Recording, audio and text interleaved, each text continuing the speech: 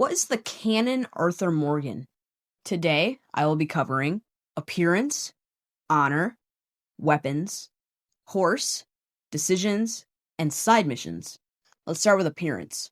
With appearance, I will be talking about clothes, hair, and weight. For clothes, this is how I play it. Chapter 1 is Arthur's winter outfit because you can't change it. Chapter 2 automatically puts you in the gunslinger outfit, which is what I consider canon. Chapter 3, I put on the summer gunslinger because it takes place in the summer. Chapter 4, I keep the summer gunslinger because it's the same state and it's most likely still summer. Chapter 5 makes you put on the disheveled suit from the Saint Denis bank robbery. And Chapter 6, I put on the gunslinger outfit once again. What I consider canon is what was in the very beginning of Chapter 1, which is level 3 right parted hair and level 3 beard. Whenever it gets longer, just shave at your 10. For weight, of course, the perfect weight is the perfect level. So here is how you maintain it. Well, it's kind of how it is in real life. You gotta eat 3 meals a day. Always have canned food and cooked meat in your inventory. So when you wake up, eat some crackers or oat cakes and some canned fruit or something. For lunch, try eating some hunted or butcher-bought meat like mature venison. But if you don't have something like that, just eat multiple canned beans.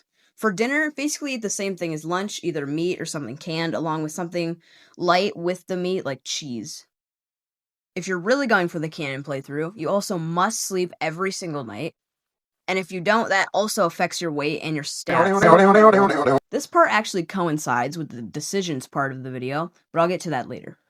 For honor, I think this is the most canon part of the video because it basically is officially canon. Chapter 1 is definitely low honor, which leads me to the decisions. When Arthur beats up the O'Driscoll at the Adler Ranch in the very first mission, Outlaws from the West, would he beat, choke, or spare the O'Driscoll? No doubt in my mind, Arthur would choke this O'Driscoll. He hates the O'Driscolls, and for what they just did to Sadie, he would take her. The train passengers. Would Arthur unalive them or let them go? Even though Arthur would have low honor in this chapter, he's still reasonable, and they did nothing wrong except work for Cornwall. So I think he'd let them get on the train and have it drive away.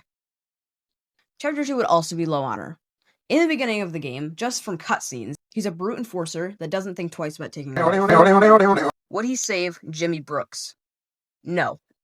As I said, he doesn't care if he unalives someone. A loose end about the Blackwater Massacre, he would not let. What would Arthur do to Jeb? Would he charm, intimidate, or beat? I think Arthur would intimidate. He's not going to charm someone who's annoying him, and he wouldn't beat him because he just promised the bartender that he wasn't there to cause trouble. So I think he would just intimidate him so he'd go away.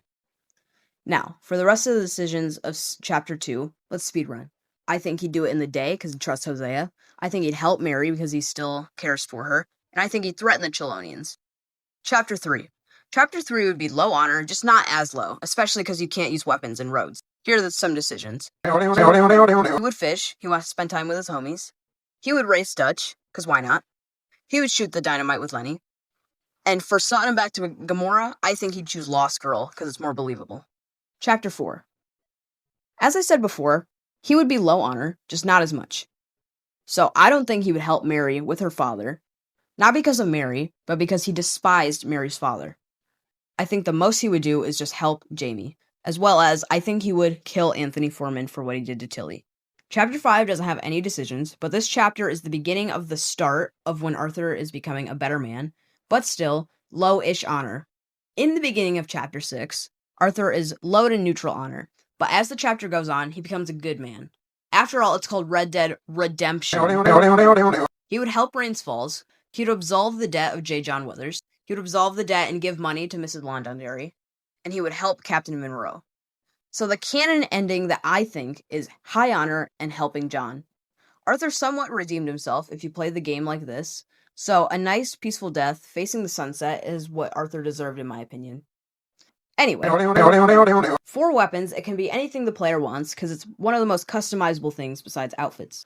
But I think the first canon sidearm would be the Cattleman Revolver. This is the gun you start with, along with the carbine repeater. But once you get the offhand holster from Micah, you get the option to hold 2 sidearms. I think the second gun would be the Schofield revolver. I think it would be the Schofield because it's also the revolver that Arthur uses in the cover art.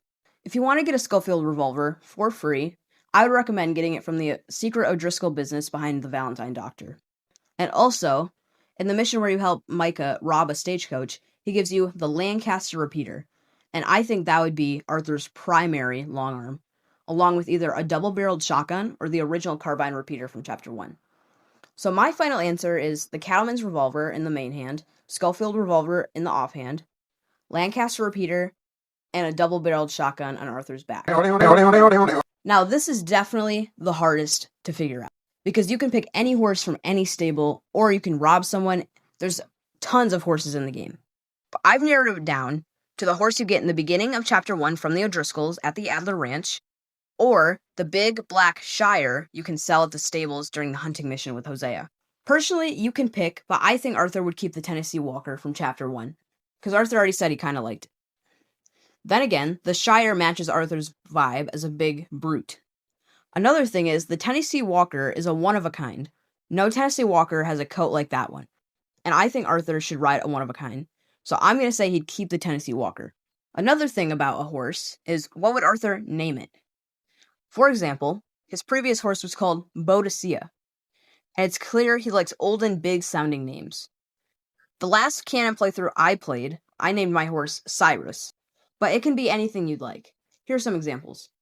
Cormac, Morrigan, or Fionn. I'd also like to add that these name ideas aren't mine besides the Cyrus one. They came from a website called GTA Forum from the user Shell of Safetiv. To keep up the horse's weight, brush it once a day, and do the same feeding as Arthur. Do 2 carrots or apples or any kind of horse food 3 times a day. I doubt Arthur would actually go out of his way for dumb stuff until Chapter 6. So the only side missions I can actually see Arthur doing is the noblest of men and women in Chapter 2. And then he'd do Help a Brother Out, Of Men and Angels, The Veteran, the Edith Down missions, and The Widow in Chapter 6. Additionally, Canon and Arthur would spend lots of time at camp and would probably do all the gang side missions like hunting with Charles and fishing with Kieran, and everything else. I also forgot to mention that if you don't want to eat crackers or oatcakes in the morning when you first wake up, you can also eat Pearson's stew and eat that every other day for breakfast. Other things for a Canon playthrough are hunting and fishing for Pearson, donating to the box regularly, and upgrading camp medicine food and weapons in the ledger, as well as doing camp chores like chopping wood and moving hay bales. Another optional thing if you want to go above and beyond is no fast traveling, but that's if you want to go overboard. If I didn't cover anything about a Canon playthrough in this video, or there's anything else you want to know, please leave your questions in the comments and I'll try my best to answer them. Thanks for watching.